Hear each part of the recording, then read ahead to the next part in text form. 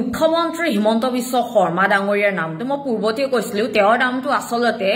বিখাত বিধ্বস্ত শৰ্মা ৰাখিব লাগে তেওঁ যেতিয়াই মুখেৰে কথা কয় মুখেৰে যেতিয়াই শব্দ বহিঃপ্ৰকাশ হয় তেওঁৰ মুখেৰে তেতিয়া তো বিষ ওলায় তাৰ বাহিৰে অন্য একো নহয় সেই কাৰণে মুখ্যমন্ত্ৰী ডাঙৰীয়াৰ নামটো বিখাত বিধ্বস্ত শৰ্মা ডাঙৰীয়া ৰাখিব লাগে মুখ্যমন্ত্ৰী হিমন্ত বিশ্ব শৰ্মা ডাঙৰীয়াৰ এটা বক্তব্য দেখিলো সামাজিক মাধ্যমত যে লাচিত দিৱসৰ দিনটোত গৌৰৱ গগৈ ডাঙৰীয়া হেনু ঘৰত শুই থাকিলে পত্নী আহিছিল বাবে 3 দিন ঘৰৰ পৰা নোলালে এটা মুখ্যমন্ত্ৰী হিমন্ত বিশ্ব শৰ্মা ডাঙৰীয়া আপোনাক খুদিব বিচাৰিছো অসমত গোটেই অসমত 108 এম্বুলেন্সৰ কৰ্মচাৰী সকলে প্ৰতিবাদ কৰি আছে সচলত প্ৰতিবাদ কৰি আছে আজি কাহিবাতি লৈ পেলাই তেওঁলোকে প্ৰতিবাদ সাব্যস্ত কৰি আছে ইনডেফিনিট টাইমৰ কাৰণে তেওঁলোকে প্ৰতিবাদ কৰিছে আপুনি সেইবোৰ দেখা নাপায়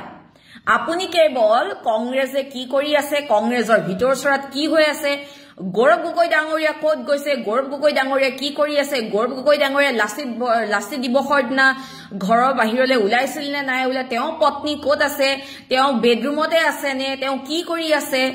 গৌৰৱ গগৈ ডাঙৰীয়া তাৰ পিছত আমাৰ ভূপেন বৰা ডাঙৰীয়া গৌৰৱ গগৈ ডাঙৰীয়া কি কথা পাতিছে ৰাহুল গান্ধী ডাঙৰীয়াই কি কথা পাতিছে ক্লোজ ডোৰ মিটিংত কি হৈছে অসমত আহি ৰাহুল গান্ধী ডাঙৰীয়া কি ভাষণ দিব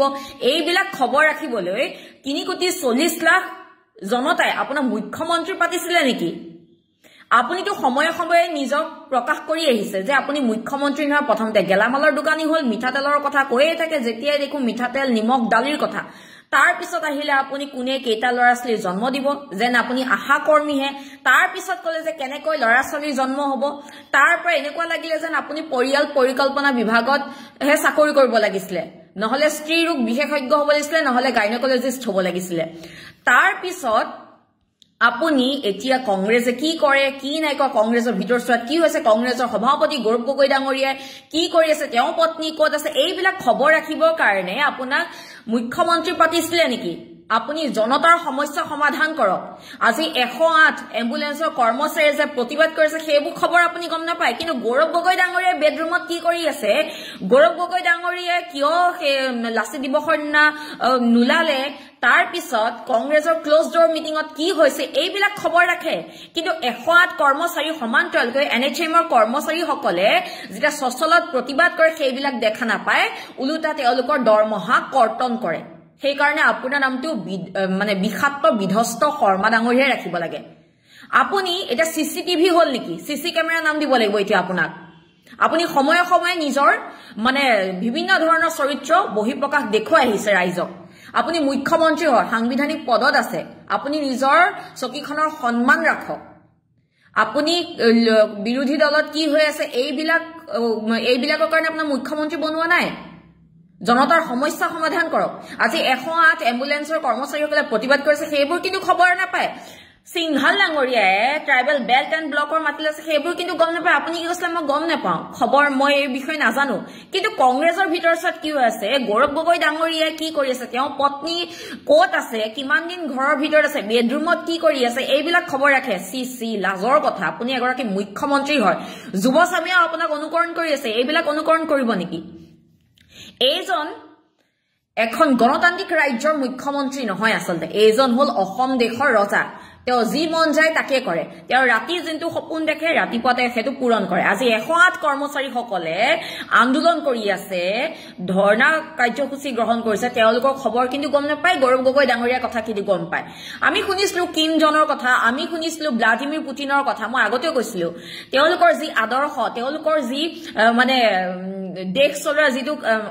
কায়দা যিটো ৰীতি-নীতি সেই আদৰ্শ আমাৰ দেশতো মানে প্ৰতিফলন হ'ব গৈ আছে আমাৰ দেশৰ এখন ৰাজ্যত বিশেষকৈ সেইখন আছে অসম আৰু কাৰ নেতৃত্বত মুখ্যমন্ত্ৰী ডাঙৰীয়াৰ নেতৃত্বত এজন ৰজাই গোটেই জীৱন শাসন কৰিবৰ বাবে মানে এনেকুৱা ধৰণৰ প্ৰচেষ্টা এক প্ৰকাৰ যেন অব্যাহত ৰাখিছে তেওঁৰ নামটো বিখাত বিধ্বস্ত শৰ্মা ডাঙৰীয়াৰ লগতে কিমাচাৰ্য ৰাখিব লাগে যেনেকৈ কিম জঙে নিজৰ ইচ্ছামতে মানে শাসন কৰি আছে তো কিমাচাৰ্য ৰাখিলেও বেয়া নহয় মুখ্যমন্ত্ৰী ডাঙৰীয়াই কৈছিলে যে তেওঁ এটা ষ্টেটমেন্ট দিছিলে 108 কৰ্মচাৰীসকলে যেতিয়া প্ৰতিবাদ কৰি আছিল মুখ্যমন্ত্ৰী ডাঙৰীয়া এটা ষ্টেটমেন্ট দিছিলে তেওঁ কৈছিলে যে আন্দোলন হলেতো আলোচনা নহয় আৰু আমি ইলেকশন খেলিম আৰু ইলেকশনত আমাক হৰুৱাই দিলেই হ'ল ইলেকশনৰ আগত আন্দোলন কৰিলে আমি কাৰ লগত কি কথা পাতিম গাড়ী নচলালে ইমান অসমত নিবনুৱা আছে তেওঁলোকে বেলেগে চলাব এতিয়া কথা হৈছে যে তেওঁলোকে কৈছে যে ইলেকশনত আমাক হেৰুৱাই দিলে হ'ল 108 কৰ্মচাৰীয়ে মানে ভোট নিদিলে হ'ল আপুনি তথা আপোনাৰ চৰকাৰখনে এনে ধৰণৰ কথা এইটো কাৰণে কৈছে কাৰণ আপোনালোকে ভ্ৰাম্যমান ভোটাৰ আনিবতো বেলেগ ৰাজ্যৰ পৰা এতিয়া আহি পেলাই অসমত ভোট দিব সেইটো কাৰণে আপোনালোকৰ অহংকাৰ হৈছে সেই কাৰণে কৈছে যে 108 কৰ্মচাৰীয়ে ভোট নিদিলেও কথা নাই আমাক হৰুৱাই দিলেও কথা নাই 2 নম্বৰ আপুনি কৈছে যে আমাৰ ৰাজ্যত ইমান নিবনুৱা আছে তেওঁলোকে কাম কৰিব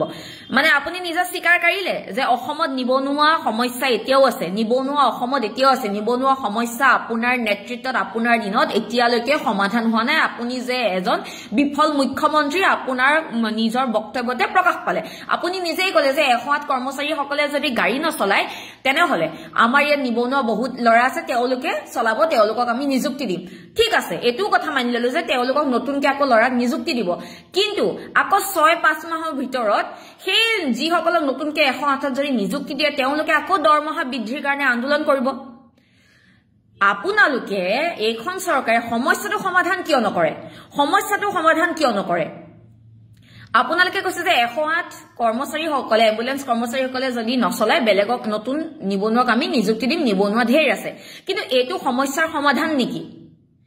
সেই নতুন যিসকলক নিযুক্তি দিব তেওঁলোকেও তো আকৌ 5-6 মাহৰ পিছত আকৌ আন্দোলন কৰিব দৰমহা বৃদ্ধিৰ বাবে তেওঁলোককো সেইটো ক'ব নেকি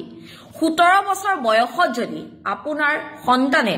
18-19টা কোম্পানীৰ মালিক হ'ব পাৰে তেন্তে 17 বছৰত 108 কৰ্মচাৰীসকলৰ এই যিসমূহ তেওঁলোকৰ সমস্যা আছে তেওঁলোকৰ যিসমূহ দাবী আছে এইবিলাক কিয় সমাধান নকৰিলে যাৰ বাবে এওঁলোকক আন্দোলন কৰিবলৈ বাধ্য কৰাইছে আপোনালোকে আৰু এনে ধৰণৰ মন্তব্য দিছে যে এওঁলোকে কাম নকৰিলে না ভোট নিদিলেও নাই ভোটটো বাহিৰৰ মানুহ আহি দিব সেইকাৰণে এনে ধৰণৰ কথা কৈছে আৰু যদি নতুনকৈ আকৌ লৰা নিবনুৱাসকলক যদি এংগেজ কৰে ভাল কথা কিন্তু তেওঁলোকেও তো আন্দোলন কৰিব তাৰপিছত তেওঁলোককো অতৰাব নেকি স্থায়ী সমাধান এটা কিয় নকৰে মানে আপুনি ইয়াৰ লগতে এইটো কথাও স্বীকাৰ কৰিলে যে অসমত নিবনুৱা সমস্যা এতিয়াও আছে আপুনি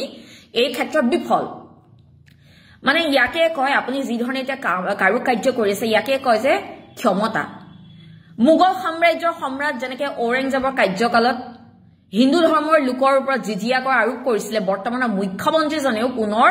অসম চৰকাৰৰ কৰ্মচাৰীৰ ওপৰত এক প্ৰকাৰ জিজিয়া কৰ আৰোপ কৰিলে 108 কৰ্মচাৰীসকলৰ দীৰ্ঘদিনীয়া ন্যায্য দাবী পূৰণ নকৰি উলটা ভয় ভাবুকি দি আছে এইটো কেনেকুৱা কথা যেতিয়া 108 কৰ্মচাৰীসকলে লগ কৰিবলৈ গৈছিল আপোনাক তেতিয়া আপুনি কি কৈছিলে যে বাবাহত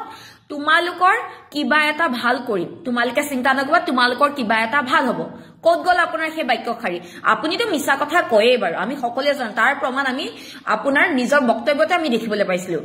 যেহেতু আপুনি ইলেকশ্যনৰ টাইমত কৈছিলে যে মই নিৰ্বাচনত এনেই কৈ দিছিলো 1 লাখ বছৰি 1 লাখ চাকৰি দিম বুলি কিন্তু মই ভোট পাম বুলি কৈছিলো মই এনে ধৰণৰ এনেই নিৰ্বাচনত মই কথাখিনি কৈ দিছিলো এইবোৰ যে মিছা কথা আমি সকলোৱে জানো তেন্তে 108 কৰ্মচাৰীসকলক কিয় কৈছিলে যে বাবাহত চিন্তা নকৰিবা তোমালোকৰ কিবা এটা ভাল হ'ব এতিয়া আপুনি উলটা খৰ কিয় মাৰিছে বহুত ভাল কথা যে এইবাৰ আকৌ মানে মোদী ডাঙৰীয়াৰ হিমন্ত চৰকাৰৰ ৰাইজে মনত ৰখা ভাল আকৌ এবাৰ মোদী ডাঙৰীয়া আৰু হিমন্ত চৰকাৰৰ মনত ৰখা ভাল যে গণতান্ত্ৰিক দেশ এখনত প্ৰতিবাদ কৰিলেও দৰমহা কৰ্তন কৰে মানে এটা চিন্তা কৰক গণতন্ত্ৰ বোলা কথাটোৰ কিবা মূল্য আছে নে ৰাজতন্ত্ৰ চলাই আছে মুখ্যমন্ত্ৰী ডাঙৰীয়া 108 ইমাৰ্জেন্সি সেৱাটো অসমৰ ৰাইজৰ বাবে এক অত্যাৱশ্যকীয় জৰুৰীকালীন সেৱা হয় তেওঁলোকে 2008 চনৰ পৰা অহৰহভাৱে দিনৰাতি একাকাৰ কৰি ৰাইজৰ বাবে সেৱা আগবঢ়াই আহিছে কিন্তু তাৰ পৰিপ্ৰেক্ষিতত এই 3000 কৰ্মচাৰীৰ বাবে চৰকাৰে একো ভাল পদক্ষেপ গ্ৰহণ কৰা নাই তেওঁলোকে পাবলগীয়া পাৰিশ্ৰমিকখিনিও দিয়া নাই যাৰ ফলত তেওঁলোকৰ পৰিয়াল পোহপাল দিয়া যথেষ্ট কষ্টদায়ক হৈ পৰিছে